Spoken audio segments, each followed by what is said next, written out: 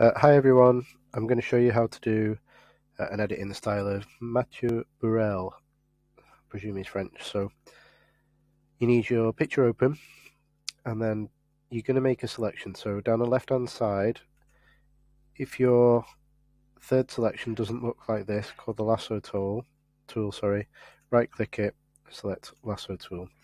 Now you need to make sure this is selected. Anti-alias, so that needs to be ticked. Feather needs to be set to 0. Okay, so you check them before you do anything. Now, the shape you can draw is any shape, but it should link to his work. So I know he does quite a lot of wavy shapes. So I'm going to do sort of a wavy shape all the way around. I would use a mouse for this. Try and get that line lined up. If you don't get it perfect, don't worry. Click off it and do it again. After that, we're going to click on this Refine Edge. So we want to make the edges a little bit more precise. So we want it to be smooth, so we drag smooth up a tiny bit. We don't want to use the feather fades it out, we don't want that. He has sharp edges, so we do want to increase the contrast. And if you can see, that makes the edges nice and sharp. If we increase the contrast too much, we get these jumpy bits on the edge, and we don't want that. So I'm going to increase it a little bit, so we've got a bit of smoothness and a bit of a contrast between the edges. Okay, now the next thing we need to click on is output 2, and we want new layer with layer mask.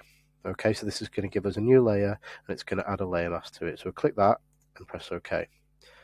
Now it looks like nothing's changed, but if you look at your layers, you've got a new layer and there's the layer mask already done. So we need to make this first layer visible by pressing the I. Okay, and if I try to move this top layer, it's there. Okay, now what I need to do is make it look like it's been cut out from the original one. And to do that, because it's already got a mask on, all we need to do is click on Effects down at the bottom and click Inner Shadow, and it's going to look like it's been cut out. Okay, now there's a lot of settings for the shadow, and you can have a fiddle around with these until there's something you're happy with. You don't need the blending mode to be set to multiply, you can change that to normal. You don't need the color to be black, you can choose any color, and I might actually go for dark green color, because there's lots of greens in that. Maybe a little bit more like that. Press OK, and then you can change the opacity if you want it to be really dark. That's quite nice actually. You can change how far away from the edge it is, but remember, you want it to look like it's been cut out, so I wouldn't drag that too far away. You just want it a little bit. You can change the choke, which is how thick or thin it is. I wouldn't move that one. And you can change the size, so that's how much it goes in. Now that looks quite realistic already, so I'm just going to show you how it looks in black. There we go. It's quite nice. And you've got the effect and you've got your layer. Now his pictures have lots of layers in, so save doing it all again. All you need to do is right click and duplicate that layer and press OK. But it looks exactly the same. You could move it, but it looks exactly the same. So what we need to do is change the size. So Control T, I'm going to drag it in from one of the corners. And if I drag it without holding Shift, it goes wobbly. So press Shift on your keyboard, and that keeps it in proportion. I'm going to drag it in a little bit like that. And I'm going to move it, and I think I like this effect on this side. It doesn't show as much on that side because of the direction of the shadow, but I'm going to focus on these lines on that side. So I'm going to keep that, and this bit's still lined up here. If you need to nudge it, use your keys on your keyboard, the up and down arrow keys. I think that looks quite good. So press enter. And if I want to do the same thing, I'm going to duplicate this top layer again. So right click, duplicate layer, press OK, and then Control T to change the size. Pressing Shift, drag it in from one of the corners.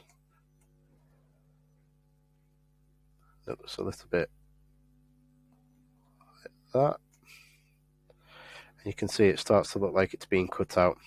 Okay, now how you arrange this and the type of shadow you use is going to impact the overall look.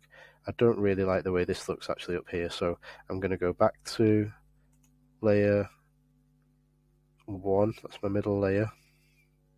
I'm going to move that up. I think it's more important to have these white lines lining up. So I want this top layer now, layer 1, copy 3, go up there. Yeah, I think that looks a little bit better, a bit more interesting. It's thinner, the shadow up this side, and gradually gets bigger and bigger down there. Okay, so I'll do that one last time. Right click, duplicate the layer. Okay, Control T. I'm going to drag it. I'm going to line up as best I can, use my keys, the white of the glass. And I think that's important because it still shows the roads. The central subject is really important. So that's the size of my finished piece overall. I'm happy with that.